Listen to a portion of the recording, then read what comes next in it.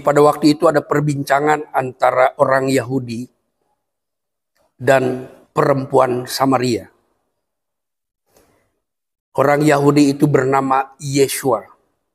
Orang Samaria itu tidak tahu siapa nama orang Yahudi itu dan mengapa mau bercakap-cakap dengan orang Samaria, padahal ada satu norma yang berlaku di kalangan Yahudi bahwa orang Yahudi itu tidak boleh berbincang-bincang dengan orang Samaria. Ada satu pertikaian antara orang Yahudi dengan orang Samaria, dan pertikaian itu sampai kepada tingkat dogmatika. Siapakah orang Samaria itu? Orang Samaria kita bisa pahami dari kitab Raja-Raja pasal 17. Ya. Kitab Raja-Raja pasal 17, di situ ada penjelasan asal muasal orang Samaria. Dan di situ dikatakan bahwa orang Samaria adalah kelompok yang ditransmigrasi oleh pemerintahan Asyur. Setelah pemerintahan Asyur menawan bangsa Israel Utara, keturunan Efraim, ya, sebagian besar keturunan Efraim itu diserbu dan ditawan, lalu disebarkan, dan mereka bercampur melalui kebudayaan, mungkin juga keagamaan, ya, dan juga perkawinan. Nah, setelah itu terjadi, maka pemerintah Asyur mengembalikan orang-orang yang telah tercampur itu dan dikembalikan, ditransmigrasi ke Samaria. Dan orang-orang Samaria itu rindu untuk beribadah sesuai dengan Torah. Mereka punya sidur, mereka punya tempat penyembahan, mereka juga punya mesbah di Gunung Gerizim, ya. Dan mereka sangat bangga dan merasa bahwa itu adalah tempat yang paling suci untuk menyembah Tuhannya Abraham. Sedangkan orang Yahudi yakin berdasarkan firman Tuhan bahwa tempat menyembah itu adalah di Yerusalem. Nah, kedua pemahaman itu tentu saja berseberangan antara orang Yahudi dan orang Samaria. Tetapi perjumpaan antara Yeshua dengan orang Samaria, dengan perempuan Samaria ini, ada satu kalimat yang menyatakan telah tiba saatnya para penyembah bukan di gunung ini maupun di Yerusalem. Jadi artinya tempat penyembahan itu tidak lagi akan menjadi tempat yang terpenting dalam peribadahan mereka di Yerusalem maupun di Samaria. Tujuan yang pertama adalah ada nubuatan antara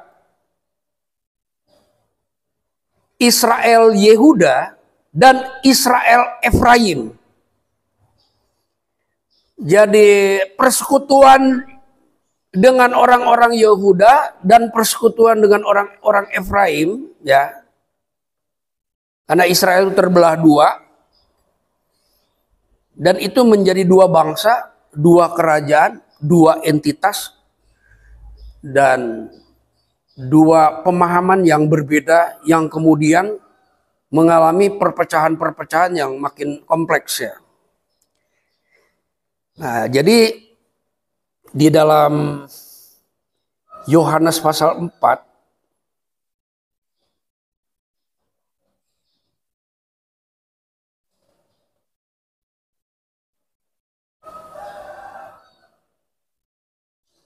itu ada perbincangan antara Yeshua, orang Yahudi, ya.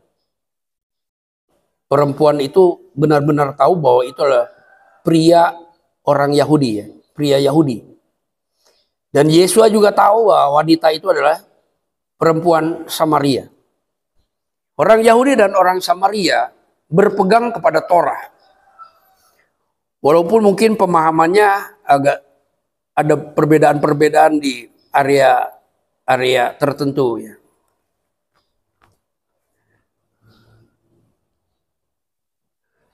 Ini bisa kita lihat dari reaksi perempuan Samaria itu. Masakan engkau seorang Yahudi minta minum kepadaku seorang Samaria? Kalimat itu menunjukkan bahwa ada norma yang membatasi kedua entitas itu, kedua masyarakat itu.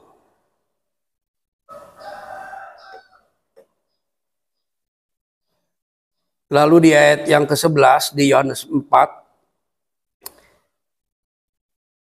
Adoni katanya, engkau tidak punya timba, sumur ima hangat dalam. Dari manakah engkau peroleh air hidup itu?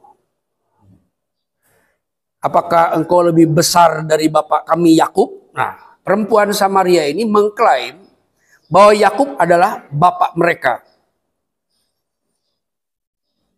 Jadi setelah orang Samaria itu berada di Israel Utara, mereka terbentuk oleh Torah sampai akhirnya mengklaim diri mereka sebagai keturunan Yakub. Ya, mungkin juga mereka memiliki silsilah sehingga mereka punya klaim seperti itu. Di ayat 15 kita lompat saja ke ayat-ayat berikut. Ayat 19 ya. Adoni, ya Adoni itu tuanku. Sir, kalau orang Inggris mungkin bilangnya sir gitu ya. Nyata sekarang kepadaku bahwa engkau seorang nabi. Kita lihat di sini perempuan Samaria ini sudah lama sekali tidak pernah berjumpa dengan nabi. Nabi kebanggaan orang Samaria itu adalah Elia. Ya, karena Elia banyak berkiprah di pegunungan Efraim, ya, di Samaria. Dan Elia lah yang mengembalikan orang Israel Utara untuk memanggil Hashem, ya. Kita bisa lihat sejarahnya tentang Elia dan orang Israel Utara. Nah, orang Samaria ini ada di Israel Utara. Di ayat yang ke-20 perempuan ini mengatakan, nenek moyang kami yaitu Yakub ya menyembah di atas gunung ini. Itu gunung Gerizim. Jadi sampai hari ini masih ada situs tentang tempat penyembahan orang-orang Samaria itu. Dan mereka punya imam-imam, punya sidur, punya gulungan Torah Samaria, ya, dan punya tradisi.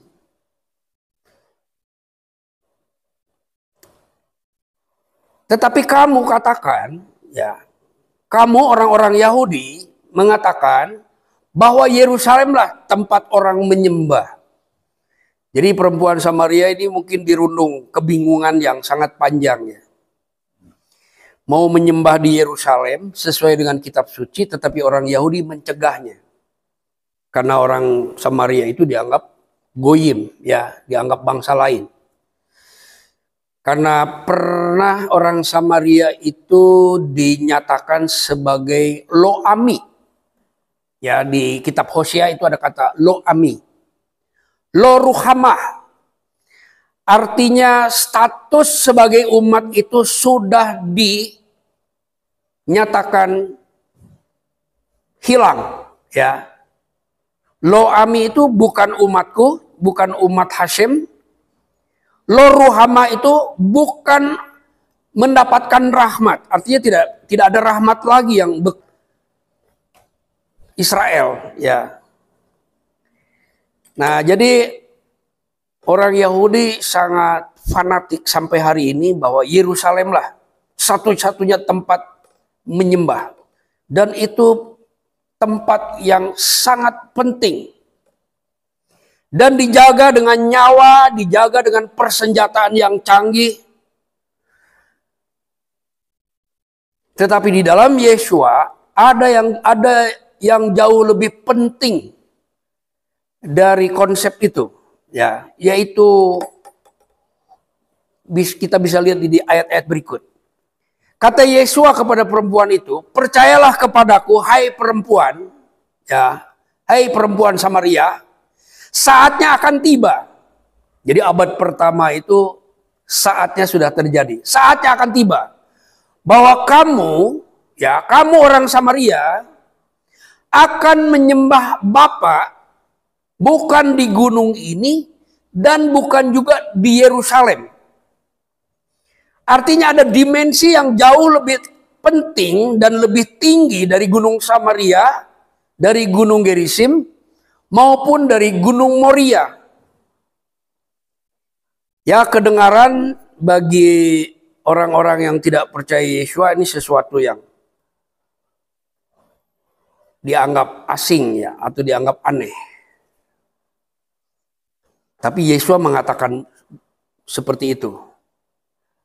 Walaupun di ayat yang lain Yesua mengatakan, "Jangan kau bersumpah demi Yerusalem, karena Yerusalem adalah Kiryat Melek Raf." Jadi Yerusalem itu tempat yang sangat penting karena itu adalah kota bapaknya. Kota Ha Elohim. Kota Hashem, ya. Lalu dilanjutkan, "Kamu orang Samaria," ya, termasuk para goyim ini, "kamu menyembah apa yang tidak kamu kenal. Kami menyembah apa yang kami kenal." Kata kami ini artinya orang Yahudi itu menyembah apa yang dikenal. Dikenal dari mana? Dari sejarah. Karena Elohimnya pernah menyatakan diri dalam sejarah. Dan juga di dalam kesaksian kitab suci. Jadi pengenalan orang Yahudi kepada Elohimnya itu pengenalan yang lebih baik dari bangsa-bangsa lain. Yesua mengakui tentang pengenalan sebagai bangsa Yahudi kepada Elohimnya. Kami menyembah apa yang kami kenal. Menyembah apa yang kami tahu. Orang Samaria belajar mengenal Elohim dari kitab suci. Kalau kita lihat dalam sejarah, orang Samaria itu adalah sisa bangsa yang pernah menolak pengenalan akan Elohim. Itu kita bisa tahu di kitab Raja-Raja maupun di dalam kitab Hosea. Bahwa orang Samaria adalah suatu entitas, suatu masyarakat yang pernah menolak pengenalan akan Elohim, menolak mesbah di Yerusalem, menolak. Jadi ada sistem kerajaan yang menolak penyembahan di Yerusalem, menolak imam-imam, dan bukan hanya menolak tapi memecat para imam-imam Lewi. Sehingga orang-orang Lewi itu pergi ke Yerusalem, bergabung dengan keluarga Daud pada zaman perpecahan antara keluarga Daud dan Yerobeam. Hari rayanya pun dirubah. Dan banyak lagi konsep-konsep penyembahan yang mengalami inovasi setelah perpisahan dengan keluarga Daud. Nah, sisa orang Samaria ini adalah sisa yang kembali kepada Torah. Tetapi Yesua bilang, walaupun kamu belajar Torah, kamu tidak mengenal apa yang kamu sembah. Jadi jangan kita berpikir kalau kita belajar Torah, oh berarti kita sudah mengenal dia dengan benar. No, ya, belum tentu. Nanti kita bisa lihat. Karena keputraan itu akan didukung oleh pengenalan yang benar. Hosea pernah mengatakan di dalam pasal 4 ayat yang ke-6 atau pasal ke-6 ayat 4. Di situ dikatakan, umatku binasa karena kurang mengenal Elohim. Lack of knowledge, tidak memiliki atau kurang memiliki kapasitas pengetahuannya, tidak memadai untuk mengenal Elohim dengan benar. Walaupun belajar Torah. Jadi ada orang-orang yang merasa bangga dengan Torah. Saya juga bangga dengan Torah. Tapi itu tidak cukup. Nah, pengenalan ini penting karena pengenalan ini memberdayakan kita untuk mengenal Dia dengan benar. Dan juga sekaligus dengan pengenalan itu kita akan mendapat bagian dalam kodrat ilahi. Seperti yang diajarkan oleh Petrus.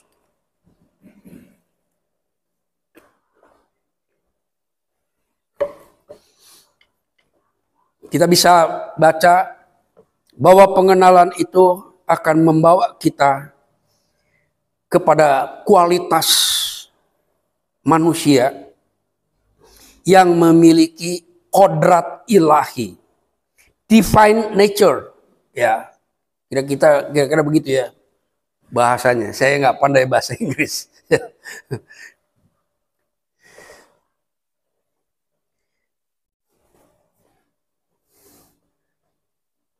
Jadi pengenalan ini akan memberdayakan kita. Jadi pemahaman secara logika, ya, secara iman, pengetahuan spiritual itu akan memberdayakan kita sehingga kita mendapat bagian dalam divine nature. Firman yang menjadi manusia itu adalah divine nature, ya. Itulah sebabnya dikatakan akan menjadi serupa dengan Dia.